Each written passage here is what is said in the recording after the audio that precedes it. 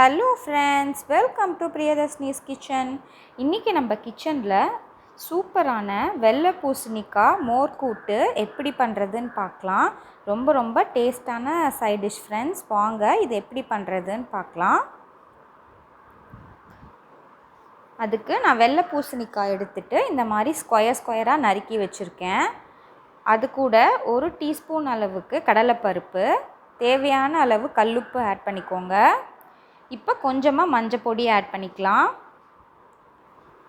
இப்போ இதில் 2 ஸ்பூன் அளவுக்கு தயிர் எடுத்திருக்கேன்.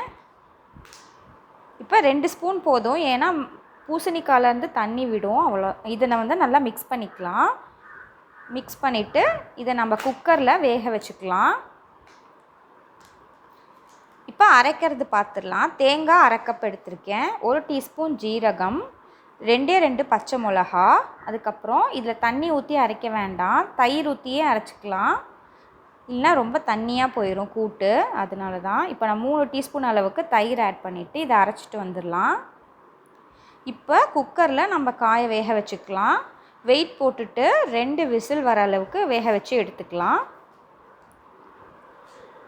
இப்போ இது நல்லா வெந்துருச்சு பாருங்கள் ஃப்ரெண்ட்ஸ். கொஞ்சம் தண்ணி விட்டுருக்கு. நம்ம தயிர் தான் ஊற்றணும், ஆனால் அடியில் கொஞ்சமாக தண்ணி இருக்குது பாருங்கள். இப்போ நம்ம அரைச்ச ஜீரகம், தேங்காய், பச்சை மிளகாய் எல்லாத்தையுமே இதில் ஆட் பண்ணிடலாம். இப்போ இதை நல்லா மிக்ஸ் பண்ணி விட்டுட்டு அடுப்பை ஆன் பண்ணிக்கலாம்.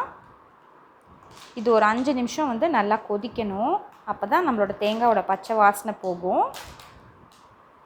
இது 5 மினிட்ஸ் கொதிக்கட்டும். அதுக்குள்ளே ஒரு டீஸ்பூன் அரிசி மாவை தண்ணியில் கரைச்சிக்கோங்க, கொஞ்சம் கெட்டி ஆகிறதுக்கு. அதனால தான் கொஞ்சமாக தண்ணி ஊற்றி கரைச்சிக்கேன் இந்த கன்சிஸ்டன்சிக்கு. இப்போ இதையும் ஆட் பண்ணிவிட்டு ரெண்டுமே சேர்ந்து ஒரு 5 மினிட்ஸ் அளவுக்கு கொதிக்கட்டும்.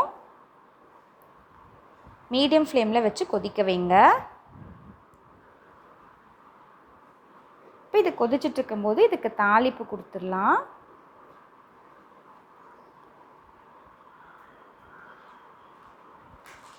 அடுப்பில் ஒரு தாளிக்கிற பாண்டி போட்டிருக்கேன்.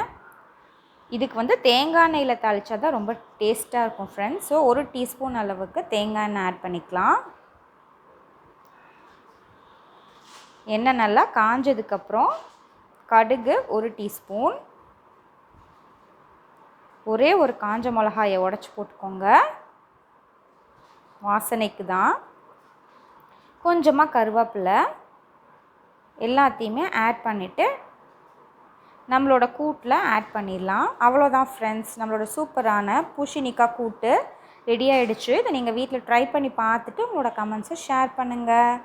தேங்க்யூ.